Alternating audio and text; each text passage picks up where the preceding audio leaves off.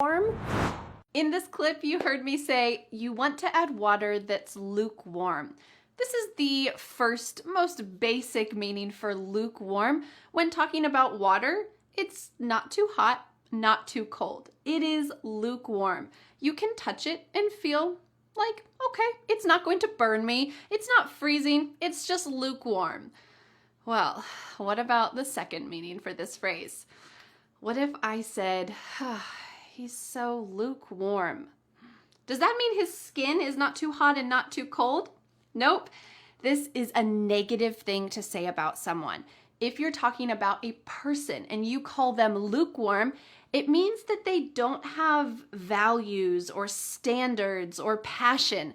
So, for example, one of the causes in the world that I care about is caring about the North Korean people. I used to live in South Korea for a few years, and I did a lot of research and I met a lot of North Korean people. It was something that touched me really deeply. So it's a part of my life now that I donate and I participate in some organizations that help to care for North Korean people. This is something that is a passion of mine personally.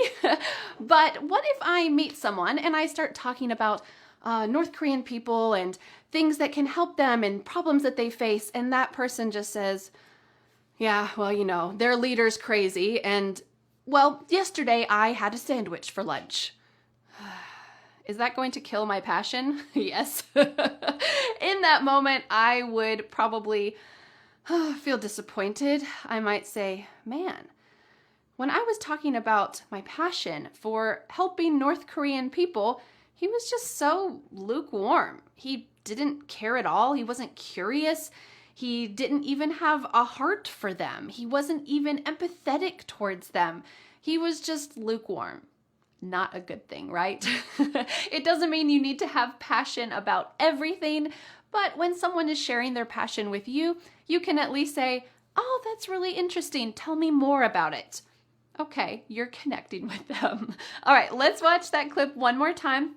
And you're going to see how lukewarm was used in that original sense to talk about the temperature of water. Make sure that you don't say this about someone to their face. You are lukewarm. A little bit negative, right? All right, let's watch. All right, I'm going to add a tablespoon of salt as well. And next we're going to add water. So you want water that's kind of lukewarm. The second phrase is, we'll see what happens. Let's watch the clip and then we'll talk about it. I have done that before. Tried to bake bread with cold water. Doesn't work. All right, so we're gonna put in 3 of these. I'm gonna put in a little bit less than 3 and we'll see what happens.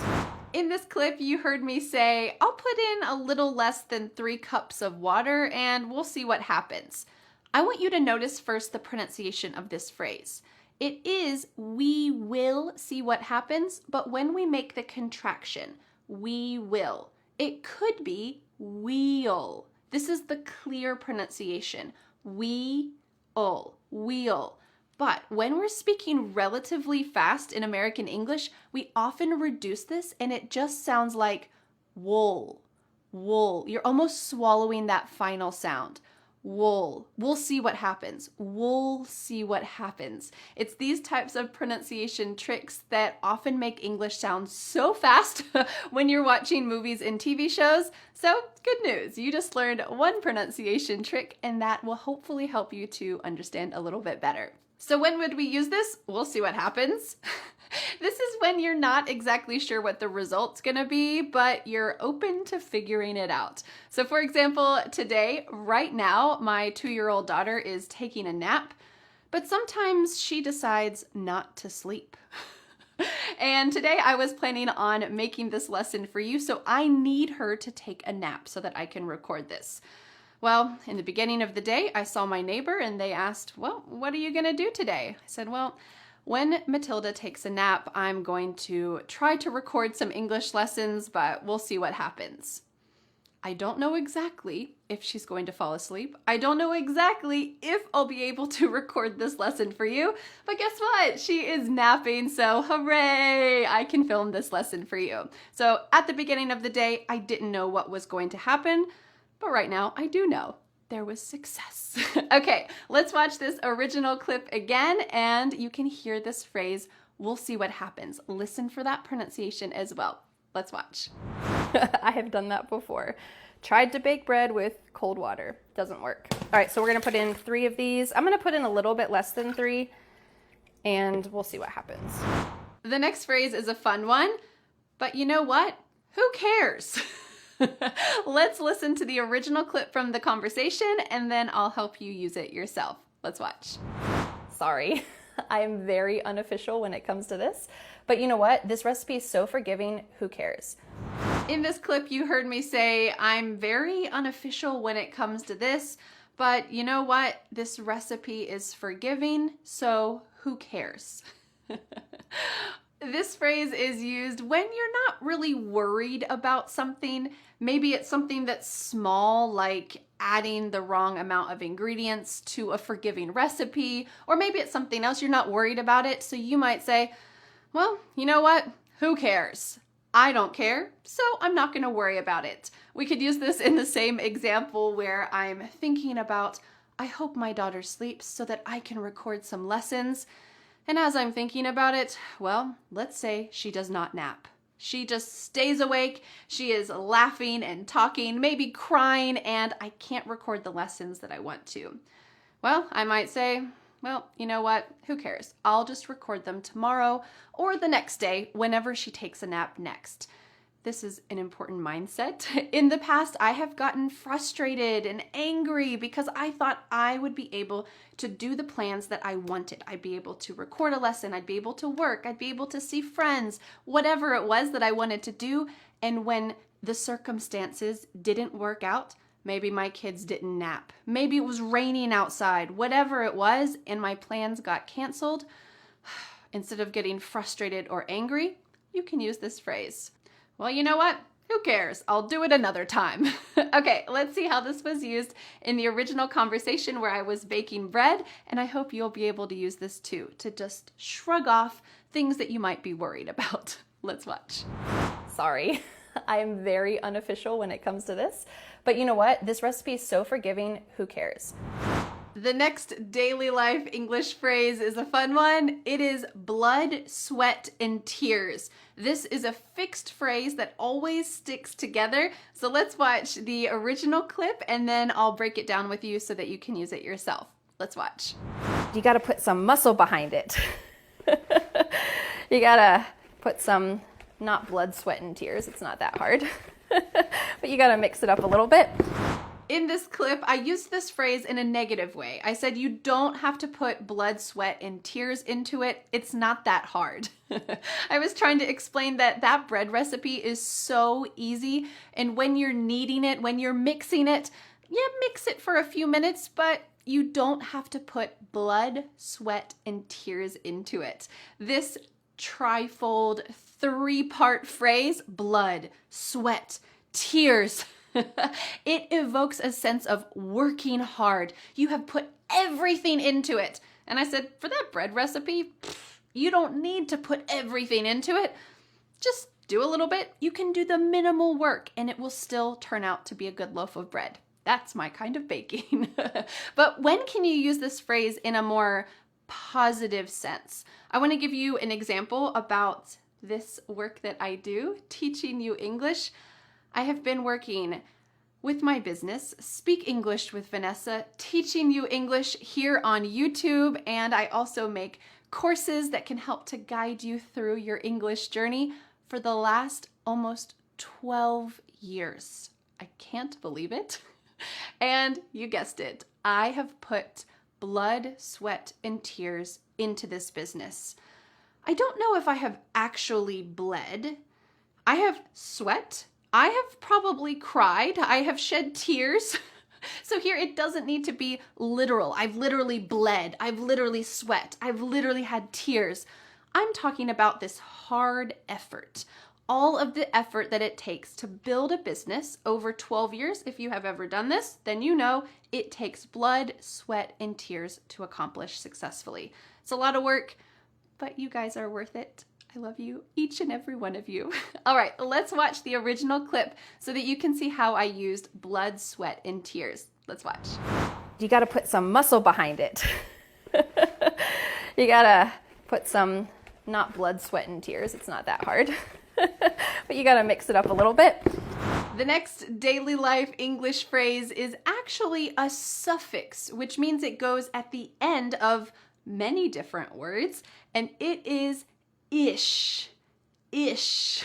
We're going to take a look at how it was used in the original conversation, and then I'm going to read you part of this classic children's book that uses this phrase a lot. Let's watch the clip, and then I'll talk to you about it. Let's go. All right, I'm gonna start mixing it 30 times. I'm just gonna count to myself. Ish, 30-ish. I'm trying to, they call it, develop the gluten. In this clip, you heard me say, I'm going to mix this 30 times. And then I paused and said 30-ish. You might even use this gesture where you kind of wiggle your hand back and forth while it's open. 30-ish. You might not even need to say ish if you do this motion. You could say, I'm going to bake this 30 times. Okay, I didn't say 30-ish, but it implied the same meaning. What does that mean? It means about, not exactly. So if you mix it 30 times exactly or 34 times, it doesn't matter for this recipe. It's not exact. It's just 30-ish. This is a really fun suffix to add. It can add some color or flair to your language. You can use this with so many words. That pillow is blue-ish. It was raining-ish outside. Oh, I'm feeling kind of tired-ish today. I did some work-ish today. It means not exactly work. You see how it's so flexible. Well, I want to read you an excerpt from a book that I was reading my daughter this morning. It is called The Lorax. It's one of my favorite children's books of all time. It is very deep about caring for the environment. It is very silly. It uses so many made-up words that are not actually English. So if you read this as an English learner, just know there's a lot of made-up words. But here is a section where the author is describing this little character. He's called the Lorax, and he's trying to describe his appearance. Well, this is an imaginary made-up creature. So how do you describe how he looks? It's kind of hard. But when you have the power of the suffix ish, all of a sudden, you can describe him. So listen to how this creature, the Lorax, is described. He was shortish and oldish and brownish and mossy, and he spoke with a voice that was sharp-ish and bossy. So here, ish is used at the end of so many words, and how fun is that? It's poetry, it's descriptive, it's a great expression that you can add to your vocabulary as well. Okay, so let's see how this was used again in the real conversation, and I challenge you to use ish in your conversations when you're describing something that's about something. Let's watch. All right, I'm gonna start mixing it 30 times. I'm just gonna count to myself. Ish, 30-ish. I'm trying to, they call it, develop the gluten. The next daily life phrase is hands-on. Hands-on. Let's see how it was used, and then we'll talk about it together. They call it 5-minute artisanal bread because it's about 5 minutes of hands-on work. In this clip, you heard me say how there's only about 5 minutes of hands-on time. There's a lot of waiting. You have to wait for 2 hours. You have to wait for 35 minutes. But the amount of hands-on time is only about 5 minutes. What does this mean? Well, in the case of baking bread, it is actually using my hands for 5 minutes. It is hands-on for 5 minutes, but the general sense of this expression is that it is only 5 minutes when you're actively doing something. So let me give you another example of how you can use hands-on to talk about actively doing something. If you are a parent, if you're a mom or a dad, or if you're a grandparent, a grandma or a grandpa, well, when you are with the children, do you just sit on the couch and watch them play? Or do you read them books? Do you play with them? Do you chase them? What kind of parent are you? What kind of grandparent are you? Are you a hands-on parent? Or maybe you are a hands-off parent. I think as kids, we always want a hands-on parent. Someone who will read with us when we want them to. Someone who will play with us, who will chase us. This is a hands-on parent. As a parent, I cannot always be hands-on. Sometimes I need to let them play by themselves so that I can get other things done or just take a little break. But it is important to be hands-on sometimes with your kids or grandkids, right? So that's the time when you are active. You are a hands-on parent. All right, let's watch and see how hands-on was originally used so that you can use it yourself. Let's watch. They call it 5-minute artisanal bread because it's about 5 minutes of hands-on work. The next daily life English expression is to embrace something. Well, how can we use this? Does it talk about a hug, embracing something or someone? Not exactly. Let's take a look at how I used it in the baking video and then we'll break it down together. Let's watch. I put a spoonful of that in tea. And I drink tea all the time. Every night I drink herbal tea like an old lady. It's okay. I'll embrace it. In this clip, I said, I drink tea every night like an old lady. It's okay. I just embrace it. Here I am accepting that I drink herbal tea every night. Maybe it's not something that most 30-something young people drink, but who cares? Maybe it's a little weird, but I will accept it or I will embrace it. When you hug someone, you can say, I'm embracing someone. And maybe it's kind of that idea, but in a figurative sense. I am embracing the idea that maybe it's not normal to drink herbal tea every night. Unless you're an old lady, but I'm going to accept it because it's just something that I enjoy doing. And I challenge you to use this phrase as well when it comes to English. Maybe for you, you wish that your English speaking accent was not so strong, that you were able to speak more clearly so that other people can understand you better. People often have to say, sorry, what'd you say when you speak? And you often feel frustrated at yourself because the way that you pronounce things isn't easily understandable. That is extremely common and very normal when you're learning another language. But what can you do about it? Well, of course, you can practice your pronunciation. I have plenty of pronunciation lessons that you can study here on my YouTube channel. But while you are improving your pronunciation, what should you do? You need to embrace it. Or we could say, embrace the way that you speak. Accept it. You speak the way that you speak because you speak another language. You have a native language, and that is why you have an accent when you speak in English. So accepting that you come from a different culture, a different country, a different background, a different language. And why do you have an accent when you speak in English? Well, it's because you have this whole beautiful existence, something that I don't have. I only have English as my native language.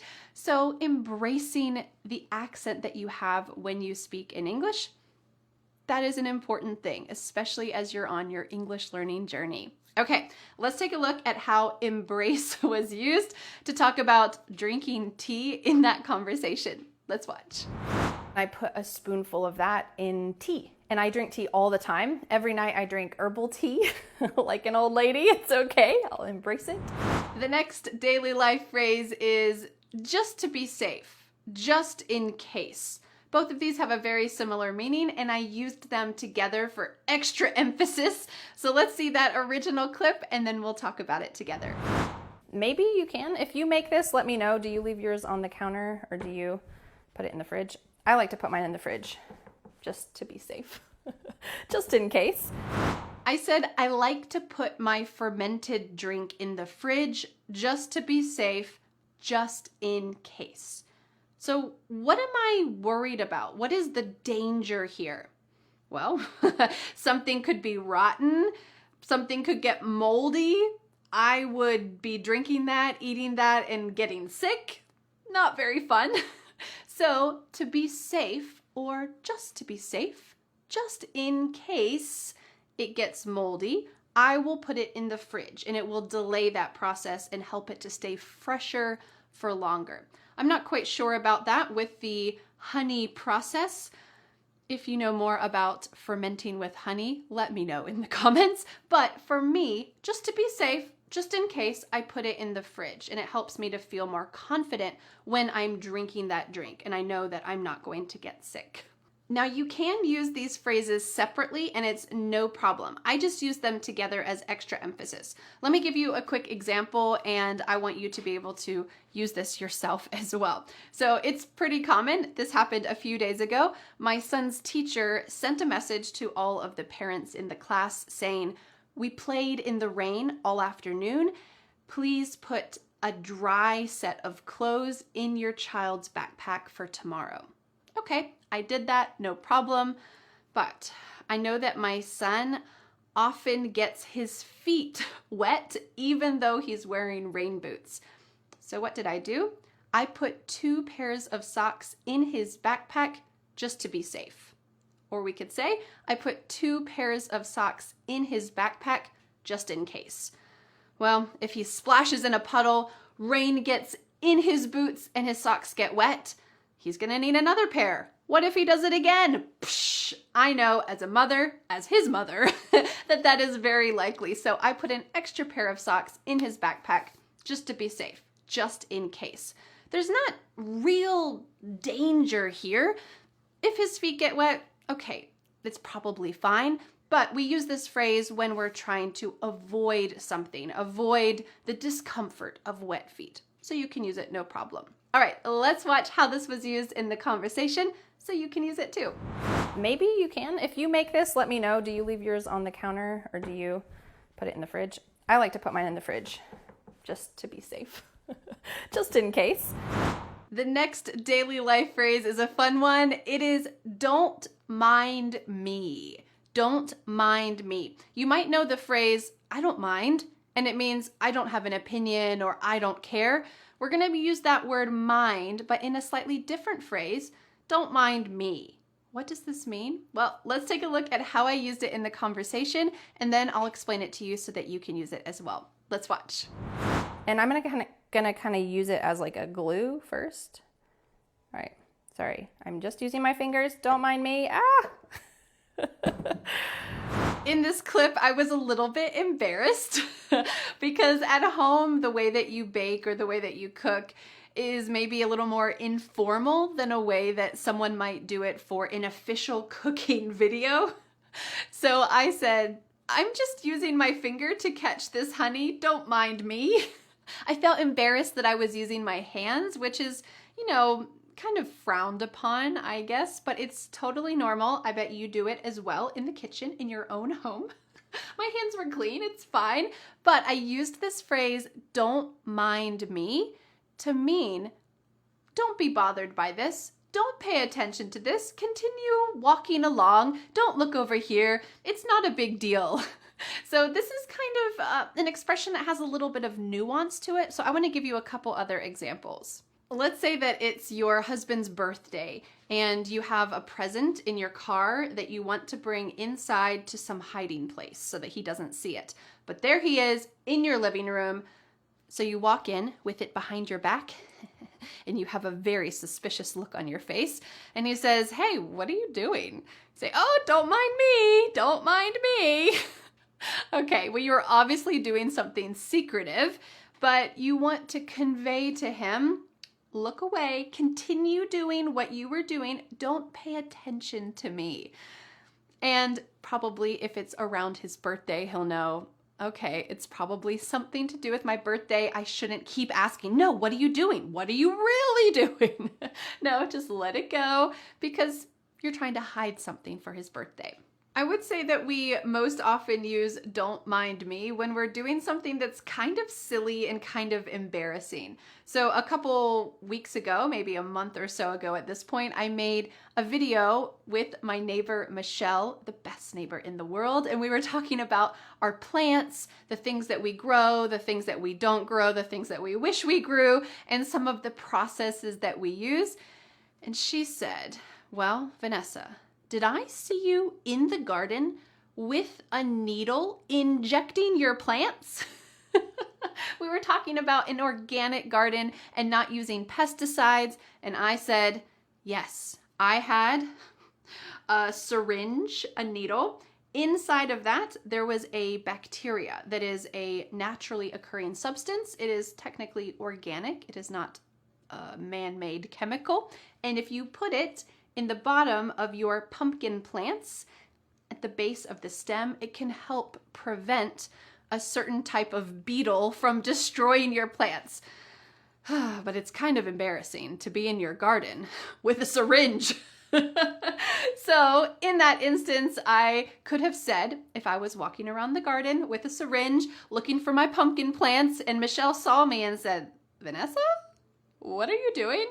I might use this phrase, don't mind me, because it's something that's slightly weird or embarrassing, and I'm just trying to hint, hey, look away, not a big deal, don't pay me any attention. Kind of fun, right? All right, I want you to see how this was used in the original conversation to show some embarrassment. Don't watch this part. Don't mind me. Let's watch. And I'm gonna kind of use it as like a glue first. All right, sorry, I'm just using my fingers. Don't mind me. Well, our final real daily life phrase is I have found that. Or we could simply say, I found that. I want you to take a look at how I use this in the original conversation, and then we'll talk about it together. Let's watch. I'm not quite sure exactly what this does. Maybe makes the gluten better or something. I don't know. But I have found that it works much better and the bread is a better texture if I mix it just a bit. In this clip, I said, I have found that the bread has a better texture when I mix it after it has risen. This is something that I have discovered from my own personal experience. Maybe there's a scientific explanation for it. I don't know it, but it's something that I wanted to show you. I've experimented with different ways of making this recipe, and in my experience, I have discovered or I have found that this method works the best. I'm not using the word to find to talk about physically searching for something. Can you help me find my keys? Here I'm talking about finding an idea, finding a method. And for me, I have found that that's the best way for me to make bread. So for me, I might say I've found that when I drink coffee in the morning, I am so wired all day that I can hardly focus at all. Wired means a little bit crazy, a little bit anxious, a little bit of your heart pounding too fast. So I don't drink coffee. Instead, I drink a cup of black tea in the morning, and that is enough caffeine for me. I have experimented. I have discovered that drinking black coffee or milk coffee or any kind of coffee is not a good fit for me. Instead, black tea is better. So I have a question for you. Can you use this phrase, I found that, to show us some discovery you've had about your life? I've found that speaking English every single week is challenging but really important. I've found that Let us know in the comments. Try to use this phrase. It's my challenge to you. All right, let's watch that original clip again, and I want you to hear how I used I have found that. Let's watch. I'm not quite sure exactly what this does.